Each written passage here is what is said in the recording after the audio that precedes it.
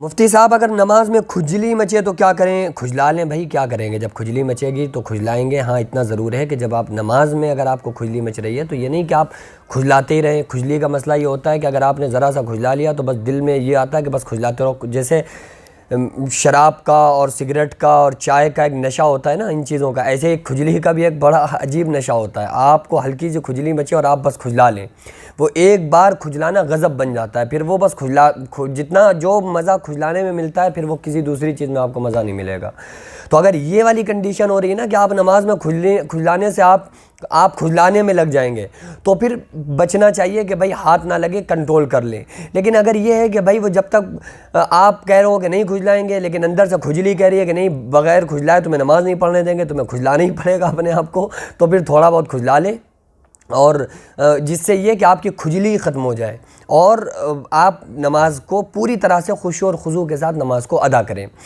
क्योंकि नमाज के लिए, नमाज को पढ़ना बड़ी बात नहीं है, नमाज को अल्लाह ताला कबूल कर ले ये बड़ी बात है। और नमाज मकबूलियत के दर्जे तक जब पहुँचेगी जब आप नमाज को खुशू और खुजू के साथ पढ़ें। और नमाज के खुशू और खुजू के ख़िलाफ़ है कि आप कोई ऐसा काम करें जो नमाज के मुनाफी अमल हो, तो ऐसे कामों को करने की नमाज में इजाज़त नहीं है। खुजली वगैरह चूँकि इसकी गुंजाइश है कि छींक आ गई, खुजला लिया, या थूक वगैरह आ गया, तो उसको जिस तरह से भी आप उसको हटा सकते हैं, ख़त्म कर सकते हैं रुमाल वगैरह में लेके, तो इन चीज़ों की इजाज़त है। लेकिन बस इस अंदाज़ में, इस तरीके से कि नमाज न पढ़ने वाला आपको नमाज पढ़ता देख कर ये ना समझे कि शायद आप नमाज नहीं पढ़ रहे। यानी आपकी कंडीशन ऐसी नहीं हो जाना चाहिए कि दूसरा आदमी देख के ये उसे ना लगे कि यार शायद ये नमाज नहीं पढ़ रहे। इस तरह से बस इस एहतियात के साथ इन सारे कामों को कर सकते हैं कि जैसे देखने वाले को लगे कि हाँ आप नमाज ही पढ़ रहे हैं।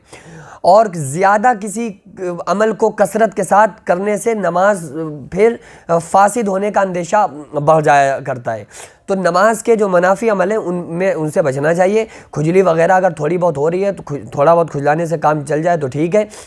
ये है कि आप कंट्रोल कर सकते हैं तो फिर आपको उसमें कंट्रोल करना चाहिए। आका अलैहिस्सलाम ने फरमाया, नमाज इस तरह पढ़ो गोया तुम खुदा को देख रहे हो, और ये ख्याल ना हो सके तो फिर ये गुमान करो कि अल्लाह ताला हमको देख रहा है।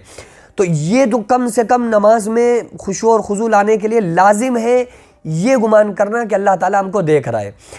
अगर कोई इंसान किसी को दिखाने के लिए नमाज़ पढ़ रहा है तो किस अंदाज में नमाज़ पढ़ेगा कि वो बिल्कुल ऐसा बन जाएगा कि उससे ज़्यादा खुशू और खुजू से नमाज़ पढ़ने वाला है ही कोई नहीं। बहुत तमीज़ से नमाज में खड़ा होगा, बड़ी ध्यान से और बड़े खुशू और खुजू के साथ रुकू और सजदा करेगा। क्योंकि कोई देख रहा है, तो कोई उसकी नमाज में कमी ना निकाल दे।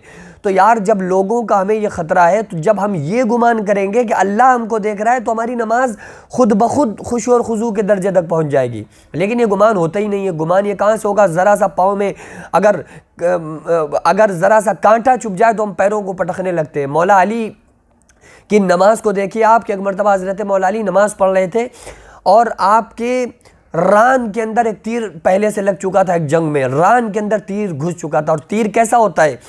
तीर होता है कांटेदार, मछली के कांटे की तरह वो तीर भाला जाकर रान के अंदर लग गया। अब मौला अली उसको निकालने ही नहीं दे रहे हैं। जो निकालने आ रहा है उसको मना कर रहे हैं कि नहीं, ये दर्द बहुत कर रहा है, इसको हम नहीं निकालने देंगे, क्योंकि तीर और भाला चला तो अंदर आसानी से गया, निकालने में उसको बड़ी दिक्कत हो रही थी।